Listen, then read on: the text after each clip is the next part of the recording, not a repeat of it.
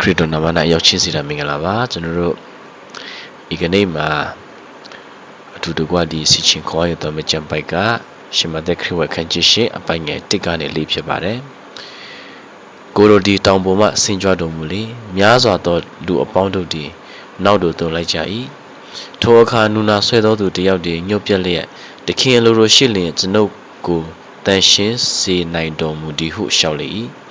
ယေရှုကလည်းငါအလိုရှိတန်ရှင်းခြင်းသို့ရောက်စီကိုမိန့်တော်မူလျက်လက်တို့ကိုဆန့်၍ထိုသူကိုတိုးတော်မူ၏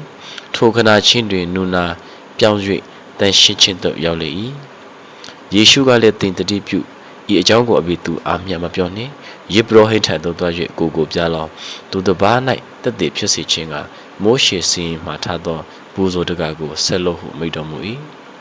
ကျွန်တော်ဒီယူနိုက်နှုတ်ကပတ်တော်ကိုကြည့်တဲ့အခါမှာအထူးသဖြင့်ဒီအရာကတခင်ခရစ်တော်ရဲ့ကျွန်တော်တို့မနေ့ကတောင်ပေါ်ဒေသနာပြီးတဲ့အခန်းကြီး9မှာပြီးတယ်အဲ့ဒီပြီးတဲ့အခါမှာတောင်ပေါ်ကနေပြီးတော့မှဆင်းလာတဲ့အချိန်မှာဒီအခန်းကြီးရှေ့ရောက်တဲ့အခါမှာကတောင်ပေါ်ကနေဆင်းလာတဲ့အချိန်ဖြစ်တယ်အဲ့ဒီအချိန်မှာလူတယောက်ကနူနာဆွဲနေတဲ့လူတယောက်ကတခင်စီကိုသွားပြီးတော့မှတခင်အလိုလိုရှိမယ်ဆိုရင်ကျွန်တော်ကိုတန်ရှင်းစေနိုင်တယ်ဟုတ်ရှောက်လေဒီမှာတော့ကျွန်တော်တို့အိမ်မတန်မှရေးကြည့်တဲ့အရာဖြစ်တယ်ဒီနေရာမှာလူတယောက်ကမိမိကိုကေတီနိုင်နေဆိုရင်တော့မှဥမာသင်ကလူတယောက်ကိုကေတီချင်နေဆိုရင်ဘာလဲလို့ဖို့လိုအပ်မလဲနံပါတ်1ချက်နဲ့သူ့ကိုကေတီနိုင်တဲ့အစွမ်းရှိဖို့လိုမယ်နံပါတ်2ချက်နဲ့သူ့ကိုကေတီခြင်းတဲ့အလိုဆန္ဒသူ့ကိုကေတီခြင်းတဲ့စိတ်ရှိဖို့လိုတာဖြစ်တယ်အဲဒါကြောင့်ပဲဒီနူနာဆွဲတဲ့သူကတခင်ခရစ်တော်ဘာလုပ်နိုင်နေဆိုတာကိုသူကောင်းကောင်းကြည့်သိတယ်အဲဒါကြောင့်သူကဒါပေမဲ့တခင်ခရစ်တော်သူ့ကိုကေတင်မလားမကေတင်ဘူးလားသူ့ကိုကေတင်ချင်မလားမကေတင်ချင်ဘူးလားဆိုတဲ့အရာနဲ့ပတ်သက်ပြီးတော့မှသူကတန်တရားစိတ်ရှိတာဖြစ်တယ်အဲဒါကြောင့်ပဲသူကဒီရှင်မသက်ရှစ်အပိုင်းငယ်နှစ်မှာကြည့်တဲ့အခါမှာထိုအခါနူနာဆွဲသောသူတယောက်တည်းညှို့ပြက်လျက်တခင်အလိုတော်ရှိလျင်ကျွန်တော်ကိုတန်ရှင်းစေနိုင်တော်မူသည်ဟုလျှောက်လေ၏အဲ့ဒီအချိန်မှာနူနာဆွဲတဲ့သူတယောက်ကသခင်ခရစ်တော်ရဲ့အလိုနဲ့ပတ်သက်ပြီးတော့မှသူကမသေးချဘူးတန်တရားရှိတယ်ဒါပေမဲ့ကျွန်တော်တို့ဒီအပိုင်းရဲ့သူ့ကိုကြည့်တဲ့အခါမှာသခင်ယေရှုကငါအလိုရှိတယ်တန်ရှင်းခြင်းတို့ရောက်လို့ဟုချစ်ချင်းမိတ်တဲ့အခါမှာသူ့ရဲ့နူနာယောဂကချစ်ချင်းပျောက်သွားတာဖြစ်တယ်အဲ့ဒီအချိန်မှာကျွန်တော်တို့သက်တာမှာနေရစင်တဲ့သက်တာမှာပေါ့နော်ကျွန်တော်တို့ရဲ့ကြုံနေရတဲ့အခက်အခဲတွေကျွန်တော်တို့ရဲ့ရင်ဆိုင်နေရတဲ့ပြဿနာတွေကျွန်တော်တို့ရင်သက်တာထက်မှာဒီခြေခွဲဝန်းနေစရာတွေကျွန်တော်ကြုံနေရတဲ့အရာတွေအားလုံးကိုဖြေရှင်းပေးနိုင်တဲ့